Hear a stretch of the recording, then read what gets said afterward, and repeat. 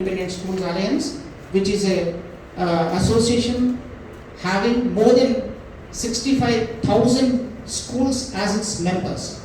I request Dr. Kulbhushan Sharma ji to address. सभी पत्रकार बंधु और छायाकार बंधुओं को मैं धन्यवाद करता हूँ और अभिनंदन करता हूँ इस प्रेस कॉन्फ्रेंस में आने के लिए। और आज हमारी बात अभी आपके सामने शेखर राव जी जो 10वां के अध्यक्ष हैं, उन्होंने सारी अपनी बात रखी और मधुसूदन जी ने भी डेटा बेस्ड आपके सामने बात रखी। बजट प्राइवेट स्कूल जैसे कहा जाता है कि भारत गांव में बसता है, ऐसे बजट स्कूल्स में ज़्यादातर बच्चे जो है हमारे शिक्षा ग्रहण करते हैं। देश में करीब 5 लाख के करीब स्कूल हैं।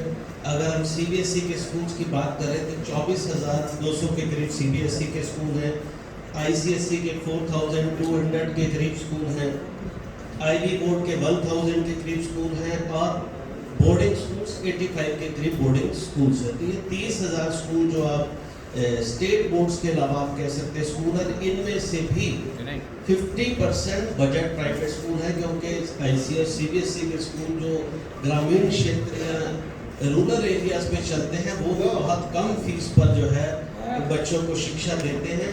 और अभी डेटा एक पब्लिश हुआ है जिसपे कहा गया कि 70% देश के स्कूल 1,000 रुपया प्रति माह से कम फीस लेते हैं। और ये जो स्कूल है कम्युनिटी स्कूल हैं, 1,000 रुपया जो फीस है उस पर भी ये डिस्काउंट देते हैं। इनके पैसे बैड डेट्स में चले जाते हैं। तो अगर आप एवरेज कहें तो 750 से 800 रुपये इनको जो है फीस प्राप्त होती है। इस पर ये पूरे देश की एजुकेशन का 50% से ज़्यादा सहयोग इन स्कूलों के साथ किया जाता है, ये बच्चों के साथ करते हैं। और सिर्फ ये बच्चों के साथ सहयोग नहीं करते, देश की जीडीपी पे भी इनका एक बहुत ज़्यादा सहयोग है, क्योंकि स्कूल्स के साथ एक इंडस्ट्री भी जुड़ी है। स्कूल इंडस्ट्री नहीं है, लेकिन स्कूल्स के साथ जो इंडस्ट्री जुड़ी है, अगर आप देखें स्कूल शूज से लेके बच्चा स्कूल सॉक्स पहनता है, स्कूल यूनिफॉर्म पहनता है, यूनिफॉर्म बनाने वाले लोग हैं, कॉपी इंडस्ट्री के लोग हैं, पब्लिशर इंडस्ट्री के लोग हैं, उसके साइंस इंडस्ट्री जो स्कूल्स की लेबोरेटरी में काम करती है। इस प्रकार 3 करोड़ लोग और जो है जो स्कूल्स में अपने सर्विस प्रोवाइडर का काम करते हैं, वहाँ पर सामान प्रोवाइड करते हैं, वो इंडस्ट्री इनके साथ जुड़ी है, जो स्कूल क्लोजर के साथ साथ जो है बिल्कुल बंदी के कगार पे है, जिससे देश की जीडीपी पे भी एक बहुत बड़ा असर पड़ रहा है। अभी सिंगापुर के मैगजीन ने इसको पूरा डिटेल में कवर किया है कि कैसे 3 करोड़ लोग, हमने उनको समझाया था, जो इसके साथ 2 करोड़ टीचर और 3 करोड़ लोग, 5 करोड़ परिवार इसके साथ जुड़ा है, यानी कि 30 करोड़ लोग। अगर एक परिवार से 6 लोग जुड़े जाए तो स्कूल क्लोजर के साथ जुड़े हुए हैं। लेकिन खुशी की बात है कि अब स्कूल ओपन होने जा रहे हैं, लेकिन स्कूल सिर्फ 16 महीने से बंद नहीं है। 16 महीने स्कूल्स को बंद हुए होंगे। जो बजट प्राइवेट स्कूल की स्टोरी जैसे मधु जी ने, शेखर राव जी ने बताई, हमारे जो बजट स्कूल, हमने एक सर्वे किया, हमारे कम्युनिटी के स्कूल है जहाँ पर आसपास से नज़दीक से बच्चे आते हैं। तो जब 2019 में कोविड की त्रासदी से स्कूल बंद हुए तो तब हमने एक सर्वे कराया जिसमें निकल के आया कि 2018-19 का भी हमारा 25 to 50% बैड डेट्स में चला गया, क्योंकि 21-22 तारीख को स्कूल क्लोजर में चले गए थे। और हमारे ज़्यादातर जो स्कूल की फीस है वो रिजल्ट जब 28, 29, 30, 31 तारीख को सुनाते हैं तो उस समय हमारे जो है रिकवरी होती है। तो वो रिकवरी भी हमारी, यानी हम उससे पीछे से भी बैड डेट्स पे स्कूल जो है जा रहे थे, जिसका परिणाम हमने सरकार को बहुत कुछ हमने अपनी सलाह दी। जैसे मधु जी ने बताया कि बसेस का एक इशू दिया, स्कूल्स का दूसरा एक बहुत मेजर पार्ट है बसेस, इक्वली इम्पॉर्टेंट है। और स्कूल बसेस की लाइफ भी गवर्नमेंट ने फिक्स की हुई है। तो एक और भी बड़ा एक लॉस होने जा रहा है कि 2 साल से अगर स्कूल नहीं खुले तो बस की लाइफ भी अगर हमने एक्सटेंड नहीं की, कहीं पर एनजीटी की वजह से 10 साल स्कूल की लाइफ है, कहीं 15 साल लाइफ है, तो जिन स्कूल्स की बस के 9 साल हो चुके थे वो अब इमीडिएट अगर स्कूल खुलेंगे तो वो सड़क पे नहीं चल पाएंगे, क्योंकि वो उनकी लाइफ एक्सपायर हो चुकी होगी। तो सरकार से हमारी ये भी मांग है क्योंकि अगर वो स्कूल बसेस नहीं चली हैं उस पीरियड को एक्सटेंड भी किया जाए। अदरवाइज ये स्कूल खुलने के बाद एक बहुत बड़ी समस्या का सामना स्कूल संचालकों को करना पड़ेगा। स्कूल चलाना इस समय कोई आसान काम नहीं होगा। आप देखिए, अभी यहाँ से प्रदीप, एक यूथ ने जो है सुसाइड किया, सुब्रमण्यम दंपति ने वहाँ सुसाइड किया। राजस्थान में 10 सुसाइड, विधानसभा में एक विधायक ने रिपोर्ट पढ़ के सुनाया कि 10 स्कूल संचालक जो है वहाँ सुसाइड कर चुके हैं। हरियाणा में रविंद्र गोदारा ने सुसाइड किया। और ऐसे बहुत सी, मैं इनको हत्या कहूँगा, ये सुसाइड नहीं है, ऐसी परिस्थितियां बनी जिससे कोई अपने जीवन को खत्म नहीं करना चाहता। आसान नहीं होता अपना जीवन त्याग कर देना। एक बीमार पड़ा हॉस्पिटल में, 2 साल से बीमार पड़ा व्यक्ति भी ये नहीं चाहता कि मैं अपने जीवन को त्याग दूं। तो अगर ऐसी परिस्थितियां बनी तो ये परिस्थितियां उनकी हत्यारी है। और हत्या परिस्थितियों ने की, और किसने ये परिस्थितियां बनाई, किस नीति की वजह से परिस्थितियां बनी, तो मैं कहूँगा हमारी शिक्षा नीतियां भी जो है इसकी जिम्मेदार है। क्योंकि शिक्षा एसेंशियल सर्विसेज में नहीं है, शिक्षा किसी भी प्रदेश और देश की प्रायोरिटी में नहीं है, और ऐसी शिक्षा नीति बनाई नहीं गई। हर एक को पता है कि कोविड जैसी स्थितियां सालों में आती ही आती है। कभी स्वाइन फ्लू आया, कभी कोविड आया, कोविड से पहले भी ऐसी परिस्थितियां आई। लेकिन आज देश जब इतने आगे बढ़ चुके हैं, किसी ने भी शिक्षा के बारे में ऐसा नहीं सोचा कि अगर ऐसी परिस्थितियां आती तो ऐसी परिस्थितियों में शिक्षा कैसी चलती रह सकती है। तो उसमें सबसे बड़ी जो शिक्षा नीति जिम्मेदार क्या थी कि हमारी शिक्षा गवर्नमेंट गाइडेड है। और ये नीसा बार बार इसका प्रश्न उठाती है कि आगे आने वाले समय में भी ऐसी परिस्थितियां आ सकती हैं, और शिक्षा ही किसी देश के भविष्य का निर्माण करती है। हमारे देश के बच्चे ही कल को आने वाले देश के जो है कर्णधार होते हैं। अगर उनकी ही शिक्षा पिछड़ जाएगी, वही शिक्षा में पिछड़ जाएंगे, तो समझे देश पिछड़ेगा। तो हमारी शुरू से ये मांग रही थी कि शिक्षा की नीति जो है वो गवर्नमेंट फंडेड हो। अगर ये गवर्नमेंट फंडेड होगी, आपने देखा सरकारी स्कूल के टीचर्स ने किसी ने क्या आत्महत्या की, या आत्महत्या के लिए मजबूर हुआ नहीं हुआ, क्योंकि वहाँ पर गवर्नमेंट फंड कर रही है। और जो प्राइवेट स्कूल्स थे, ये गवर्नमेंट गाइडेड की वजह से पेरेंट्स जो है वो पैसा उन्होंने स्कूल को देना बंद कर दिया। कुछ गवर्नमेंट के ऑर्डर्स ऐसे आए तो कोई स्पष्ट नीति नहीं थी, और अभी भी इस प्रकार की स्पष्ट नीति नहीं है कि जो लर्निंग लॉस है उसको कैसे कवर किया जाएगा। जब स्कूल खुलेंगे तो जो एक लर्निंग लॉस हो चुका है, पहले ही देश की जो परिस्थितियां लर्निंग के, उस पर आपने असद की रिपोर्ट पढ़ी, आपने पीसा की रिपोर्ट में देखा होगा कि देश में पीसा का जब हिंदुस्तान पीसा में बैठा था तो लास्ट पायदान में ऊपर से नीचे से दूसरे नंबर पे था। उसके बाद पीसा में बैठना हिंदुस्तान ने बंद कर दिया था। लेकिन अब प्रधानमंत्री जी ने निर्णय लिया कि पीसा में हिंदुस्तान बैठेगा, उसकी तैयारी हो रही है। लेकिन अकेली तैयारी नहीं, शिक्षा नीति उस प्रकार की होनी चाहिए कि कोई भी परिस्थितियां आए, शिक्षा को एसेंशियल सर्विसेज और प्रायोरिटीज में लेना चाहिए, ताकि ऐसी परिस्थितियों में भी शिक्षा जो है वो ग्रस्त ना हो, प्रभावित ना हो। देश के भविष्य जो नागरिक हैं उनका कहीं भी लर्निंग लॉस ना हो।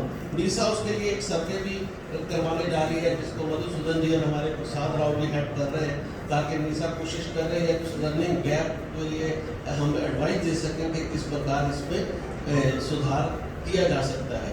तो ये सारी जो कमियां थी, और इसमें अभी बहुत सारी चीज़ों की ज़रूरत है। एक तरफ हमें कहा जाता है कि शिक्षा नॉट फॉर प्रॉफिट है, और हमसे कमर्शियल चार्जेस वसूल किए जाते हैं।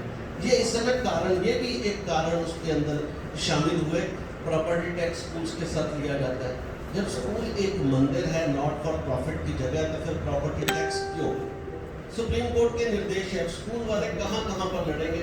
स्कूलों के पास इतनी फाइनेंशियल वो भी नहीं है। दूसरा, स्कूल्स का काम शिक्षा देना है कि ना कि सड़कों पर प्रदर्शन करना या कोर्ट के अंदर मुकदमेबाजी करना। अगर सरकार इसको थोड़ा सा ध्यान में रखे, प्रॉपर्टी टैक्स ये टोटली एग्जम्प्ट होने चाहिए। मैं तो कहता हूँ जो बसेस भी हैं, बसेस स्कूल में बच्चों को लाने का काम करती है। कई जगह पर पैसेंजर टैक्स भी लगे हुए हैं। तो टैक्सेस किस चीज़ के? वो तो बच्चों को स्कूल, गवर्नमेंट ने मुहिम चलाई थी स्कूल चले, हम उस बच्चों को स्कूल लाया जाए। तो बसेस भी जैसे एम्बुलेंस सब्सिडी में मिलती है उस प्रकार, क्योंकि वो बच्चों को स्कूल लाने का काम करती हैं। और शिक्षा नीति की वजह से और शहरों के अंदर जगह ना होने की वजह से स्कूल्स को शहर से बाहर खोलना पड़ा। तो बसेस उसके लिए एक मेजर कंपोनेंट थी जो बच्चों को स्कूल लेके जाती हैं। तो ऐसी नीति भी बननी चाहिए कि जो स्कूल बस हो, जिस प्रकार एम्बुलेंस के लिए सब्सिडी होती है, इसी प्रकार उसमें भी सब्सिडी हो। और वो वेल इक्विप्ड होना कि उसके बाद जो है उस पर कैमरास लगाने पड़े, उस पर GPS लगाने पड़े, और ना किसी प्रकार का टैक्स जो है, क्योंकि वो टैक्स जो है वो शिक्षार्थी पे लगता है, बच्चे पे लगता है, पेरेंट्स पे लगता है। इस तरह के सारे टैक्स इन नीतियों में बिल्कुल समाप्त होने चाहिए। और यही कारण थे कि जो इस तरह के टैक्सेस थे। फिर उसके बाद सबसे बड़ा मेजर, क्योंकि हमारे पास एक स्पष्ट नीति नहीं थी, तो जो लोन्स थे सारे अक्सर स्कूल लोन्स पे चल गए। अब जो नेशनल बैंक है वो ज़्यादातर स्कूल्स को लोन नहीं देते हैं, लोगों ने प्राइवेट फाइनेंसर से लोन ले रखे हैं जो बहुत हैवी इंटरेस्ट है। हमारी सरकार से ये भी मांग थी कि एक स्कूल कॉरपोरेशन हो, फाइनेंस कॉरपोरेशन हो, जो कम रेट पर स्कूल्स के लिए लोन दे, ताकि इस तरह की परिस्थितियां जो आज बनी हुई है वो ना बने और शिक्षा भी सुलभ और सस्ती बच्चों को मिले। तो ये सारी चीज़ों ने इतना प्रेशर क्रिएट किया, तो हमारी सरकार से आपके माध्यम से मांग है कि बजट प्राइवेट स्कूल, अगर गवर्नमेंट स्कूल पे जो खर्चा हमने एक सर्वे में निकाला है वो 80,000 टू पर चाइल्ड पर ईयर, मिनिमम 80,000 से लेकर ये 1.5 लाख रुपए, 2-2 लाख रुपए ईयरली जो है खर्चा है। जबकि प्राइवेट स्कूल का मैंने आपको बजट स्कूल का बताया कि 70% स्कूल जो है 1,000 रुपये से कम, यानी 1/10 पर जो है वो सरकार की जिम्मेदारी का निर्वाह कर रहे हैं। तो सरकार अगर इस तरह की नीतियाँ बनाकर इनको प्रमोट करे, फंडेड पॉलिसी बनाए, वाउचर सिस्टम दे, पेरेंट्स को डायरेक्ट फंडिंग करें 3,000 पर मंथ, तो 92% जो स्कूल है वो उनकी रेंज में आ सकते हैं। पेरेंट्स को फीस देने में दिक्कत आएगी, ना इस तरह की परिस्थितियां बनेगी कि स्कूल वालों को फाइनेंशियल दबाव में आत्महत्या करना पड़े। तो मेरी सभी से मैं इसको आत्महत्या नहीं, हत्या कहूँगा कि नीतियों ने उसकी हत्या की है। सरकारी नीतियों ने, सरकार को जो बिल्कुल संवेदनशील बनना चाहिए, हमारे प्रधानमंत्री जी को भी इसमें तुरंत जो है इंटरवीन करना चाहिए। हमने बहुत सारे पत्र हमारे केंद्रीय शिक्षा मंत्री को, केंद्रीय वित्त मंत्री जी को, लेबर मिनिस्टर को, हर एक मंत्री जी को, मेरे मधुसूदन जी ने और सारे हमारे एसोसिएशन ने मिलकर सैकड़ों पत्र दिए और इस स्थितियों से अवगत कराया। तो अब ये वक्त है, अदरवाइज बहुत सारे लोग हैं जो घर में बैठे उनके हार्ट फेल हो चुके हैं, जो किसी को पता नहीं लगा। सैकड़ों लोगों के साथ ये स्थितियाँ गुजर चुकी हैं। अगर अभी स्टेप नहीं लिया गया तो ये हजारों और सैकड़ों पर इसका प्रभाव हो जाएगा। लेकिन हम अपने एक एक शिक्षक से अपील आपके सामने करना चाहते हैं कि नो मोर सुसाइड, कि कोई और अब सुसाइड नहीं करे।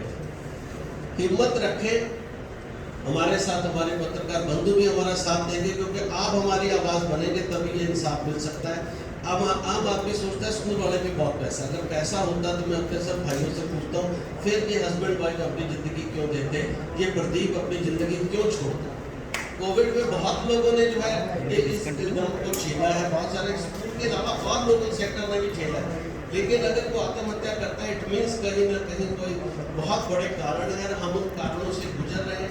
हम आपसे हाथ जोड़कर ये गुजारिश करते हैं सभी पत्रकार बंधुओं से कि कृपया हमारी बात, क्योंकि आपके अलावा और कोई माध्यम नहीं है जो सरकार पे बहुत सशक्त और पावरफुल तरीके से हमारी बात पहुंचा सके। हमने आपको बताया कि 70% स्कूल ऐसे हैं और 16 महीने से जब पैसे नहीं आ रहे और पिछले पैसे भी नहीं, आप समझे एक छोटे से स्कूल में भी 15 से 20 टीचर्स होते हैं, उसके पास खर्चा अलग है, 20 टीचर्स को सैलरी देने का दबाव अलग है, सरकारी दबाव अलग है, प्रॉपर्टी टैक्स देने हैं, बसेस के टैक्स देने हैं, बसेस के इंश्योरेंस करानी है। जब अगर थोड़े दिन के लिए स्कूल खोल रहे हैं उसके लिए भी बहुत सारा खर्चा करना है, थोड़े दिन के लिए 2 बार थोड़े दिन के लिए स्कूल खुले उसका भी नुकसान प्राइवेट स्कूल्स को, बजट स्कूल्स को झेलना पड़ा।